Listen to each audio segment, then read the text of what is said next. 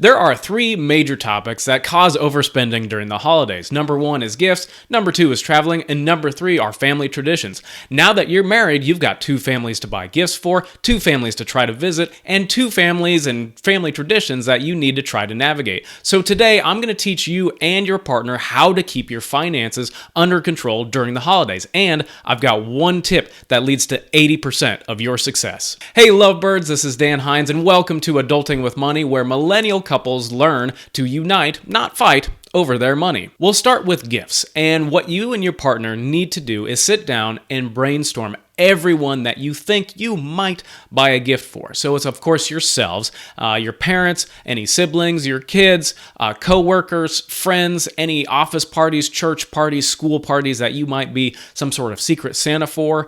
Think about the holidays, whether it's Thanksgiving, Christmas, Hanukkah, or even New Year's, to come up with a list of everything that you can think of. And then once you have those lists of names and parties, start writing down numbers. How much do you want to buy for each person?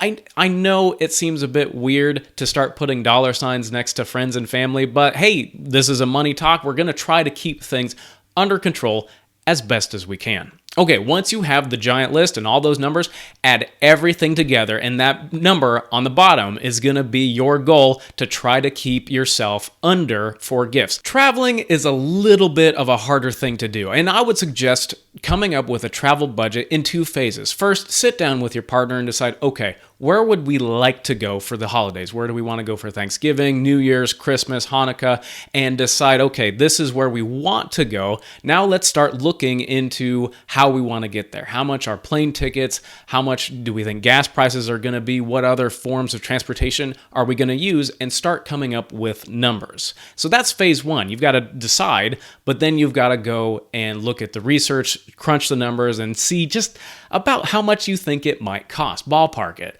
And then you come back for phase two and say, okay, well, this plane ticket is going to be a bit too much, so maybe we should drive. But if driving is going to be a 2-day thing, are you going to need a hotel room? And you start to figure out, this is how much we want to spend on traveling, and then you start shopping for deals. Family traditions is also something that you really need to sit down and talk about with your partner. Now, my wife and I live in Florida, and we don't make Disney World an annual tradition, but some families do. Some families, when they think Thanksgiving, when they think Christmas, or they think New Year's, is that they're going to Disney World. They're going to go to these special events, and it's a whole big deal that they do every year. And Disney World costs some money.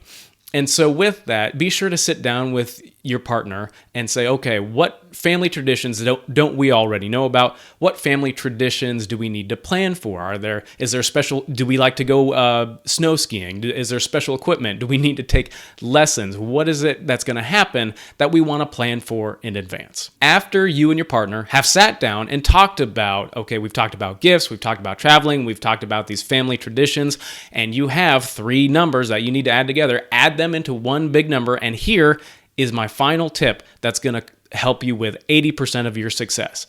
Add more money, add wiggle room, add slack to that number that you already have. As humans, we want to plan ahead, we want to be great, and we want to be wonderful predictors, but we're not. Is that you're going to have these numbers for gifts and you're probably going to overspend. And not because you're a bad person, it's because you're human. You're going to have money for traveling, and then bag fees are going to be more expensive than you thought, or something's going to happen and you're going to need to change your plans, and then there's going to be changing fees.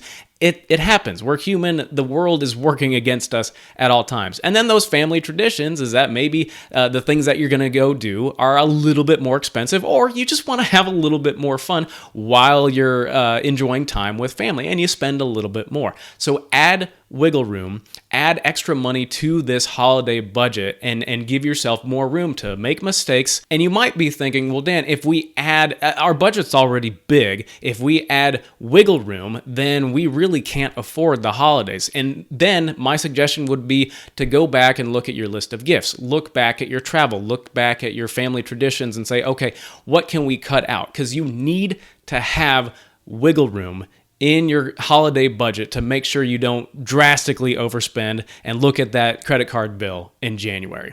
If you like this video, be sure to click here for my other video about how you can save up for the holidays all year round and how to actually do that.